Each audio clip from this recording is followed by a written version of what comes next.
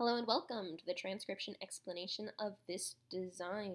I took the elements of your favorite sketches, that sort of planetary look and style for the words themselves, but I arranged them in the kind of up and down sort of loose line style that you liked, and this is what I came up with, and I'm really happy with it.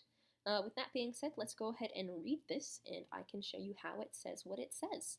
So, this script, you read it starting at the bottom and going counterclockwise, like a time traveler going back in time.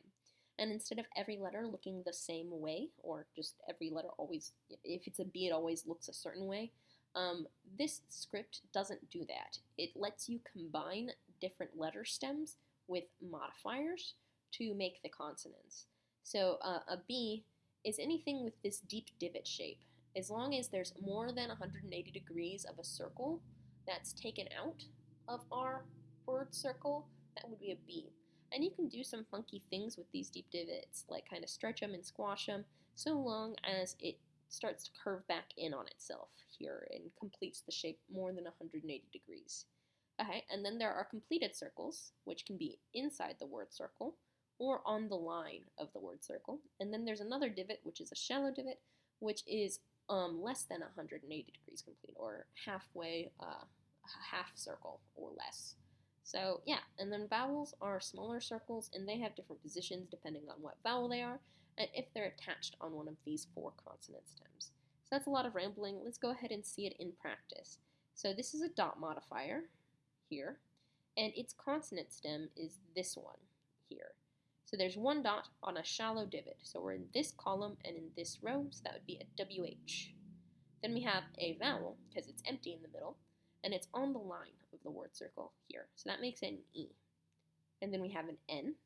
It is one line on a circle inside the word circle. So there's that one line attached to it. And then it is inside the word circle. So that would be the word when. Our next word starts with a circle on the line of the word circle, like that. And there are 2 dots, so that would be a Y. Then we have an O, it's a vowel inside the word circle. And a U is a vowel with a line radiating outwards. So these 3 different vowel positions, the E, I, and U all share the same position, which is right in the middle here. And an I has a line going inwards, and a U has a line going outwards. So that would be the word U with the line going outwards. And this is a pretty crazy word here. It takes a bit of looking to figure out what is the word circle in this design. So if we start looking at this hexagon, we see it ends on this vowel, and it's actually just the line modifier from another U, just like that one, because I just took this line and bent it into a hexagon here. So this can't be the word circle because it's a line modifier. And then if we look at this guy here, that is indeed the word circle because it has a shallow divot stem on it, and it has a circle on the line of the word circle stem on it. So this is our word circle. And now we have our bearings. We can see that this is just a regular design, but kind of twisted, warped, shifted to be at an angle, like you're looking at it front ways and it's twisted. So this shallow divot here is the same as this here, and there are 1, 2, 3 lines on it. So that would be the letter S. Then we have an I, vowel line going inwards, and then we have this circle on the line of the word circle. So we're in the bottom row, and there are 1, 2, 3 lines ending on it. So that would be an NG. So S-I-N-G. So sing. Here's another U. 1, 2 dots for the Y, O, and then U. And these dots don't have to be right next to the letter they count for. They just have to be closer to that letter than anything else that they could count for. So these 2 dots go with that Y because they're in this word. So Y-O-U.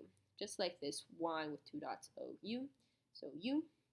Then we have 1, 2, 3 lines on this M. And this is the A outside the word circle. 2 dots on the K, and then an E. So here's that K, and here's that M. So make. Then we have a TH, and an E. There's no modifiers on the word THE, on the word the. And then we have this word, the bottom of it's here, and we have a shallow divot with 1, 2 lines. And this is a little too big to be a typical vowel. It is in fact the word circle for the word so this is not part of this word. It is in fact its own word circle with just that one vowel as its only letter. so don't be confused by that. So W, then we have an O inside the word circle, like that. And these are the two lines on the W. They curve and make their own little circle around the O, and that is perfectly fine. Then we have 1, 2, 3 dots on this R, and then 1, 2, 3 dots on this L, and 1, 2, 3 dots on this D. So this whole chain of dots is the 3 dots on the R, which is here, the 3 dots on the L, which is here, and the 3 dots on the D, because those are all 3-dot letters. So world, then we have this circle with just one letter on the word circle, so that's the word a. Then we have a deep div with no modifier, so that's a B. E, and this is a double letter because it's a double line. See how there's 2 lines right here? And because those lines are the same thickness, that means it's the same letter twice. So that would be a double T. And then we have the E attached to it, right in that central position here. And then we have this R with 1, 2, 3 dots on it, just like this R. So better, and then we have this. This is another stacked circle. There are 1, 2 letters in this stack, and they are different letters because those lines are different thicknesses. And when there's 2 different thickness lines and 2 different letters, you read the thin one first and then the thick one second. So this outer thin one has 1, 2 lines on it, so that would be a P. And this thick one has 3 dots on it, so that would be an L. Then we continue counterclockwise. Here's the A outside the word circle. Then we have this shallow divot with 1, 2, 3 lines on it, and that would be an S. And then we have the E at the end of this word place. And you might be like, but Sirkles, place is spelled with a C, not an S. And I'd be like, in this script, the letter C is only for proper nouns or acronyms typically. In fact, in the original script, there was no letter C. So the most common practice and typical practice, though it's kind of becoming more common to see letter C's, is to swap the letter C to a K or an S. So right now, in this kind of generation of writing in Gallifreyan, this letter C can either be done with 4 dots, or with 2 dots as a K, or with 3 lines as an S, depending on what sound it makes. And because this one goes S, I swapped it with the S. That is also why you spell Sirkles like S-I-R-K-L-E-S, because again, there was no letter C, so you'd have to spell Sirkles, like the shape, with an S and a K, where the S goes S and the C goes S, you put an S and yada yada. Anyway, see, I spell place P-L-A-S-E in Sirkles. So yeah, place.